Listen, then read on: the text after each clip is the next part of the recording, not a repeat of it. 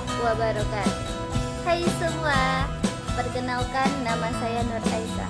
Saya berstatus sebagai mahasiswi semester 6 di program studi Hukum Ekonomi Syariah dengan NIM 2213040143.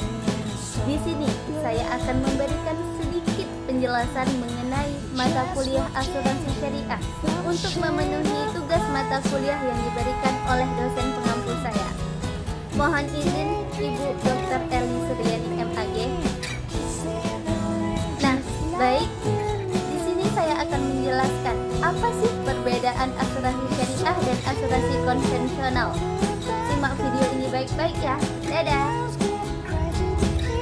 Baiklah, sebelum kita memasuki ke poin asuransi konvensional dan asuransi syariah, saya akan menjelaskan mengenai asal-usul asuransi. Asuransi konvensional berasal dari Eropa, berkembang sejak abad ke-17, dimulai dari asuransi keuangan di Inggris. Seiring waktu, sistem ini menyebar dan menjadi bagian penting di industri keuangan global. Sementara itu, asuransi syariah baru mulai berkembang secara formal pada abad ke-20, tepatnya sekitar tahun 1979 di Sudan. Konsep ini muncul sebagai respon terhadap kebutuhan umat Islam akan sistem keuangan yang sesuai dengan prinsip syariah. Selanjutnya, mari kita bahas dari segi konsep atau definisi asuransi.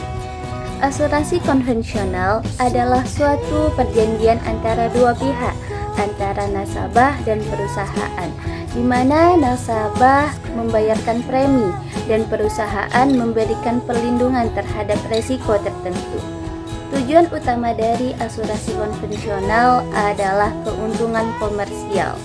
Berbeda dengan itu, asuransi syariah didasarkan pada prinsip ta'awun, tolong-menolong, serta tabaruk atau saling menyumbangkan dana. Dalam sistem ini, para peserta saling menanggungkan resiko satu sama lain dan perusahaan hanya bertindak sebagai pengelola dana, bukan pemilik dana. Apa sih dasar hukum asuransi? Di Indonesia, kedua asuransi ini memiliki dasar hukum yang jelas. Asuransi konvensional diatur dalam Undang-Undang Nomor 40 Tahun 2014 tentang perasuransian. Sementara itu, asuransi syariah selain mengacu pada undang-undang tersebut juga memiliki landasan hukum berdasar Fatwa DSN dan Fatwa MUI Nomor 21 Tahun 2001 tentang pedoman asuransi syariah. Selanjutnya yaitu mengenai kebersihan dari unsur maghrib. Salah satu hal yang membedakan adalah keberadaan unsur maghrib, yaitu maisir adalah judi, gharar adalah ketidakpastian, riba adalah bunga. Dalam asuransi konvensional, unsur-unsur ini seringkali ditemukan. Misalnya, dalam ketidakjelasan akad, sistem bunga dalam investasi dana, dan spekulasi atas klaim. Sementara itu, asuransi syariah adalah berusaha untuk bebas dari ketiga unsur tersebut. Semua akad dilakukan dengan transparan dan dana investasi ditempatkan di tempat yang halal dan sistem ini berbasis tolong-menolong, bukan spekulasi. Baik, perbedaan yang terakhir adalah mengenai pengawasan. Asuransi syariah memiliki Dewan Pengawasan Syariah atau DPS. Lembaga ini bertugas memastikan bahwa seluruh kegiatan asuransi dilakukan sesuai dengan prinsip syariah, baik dari sisi produk, pengelolaan dana, hingga investasi.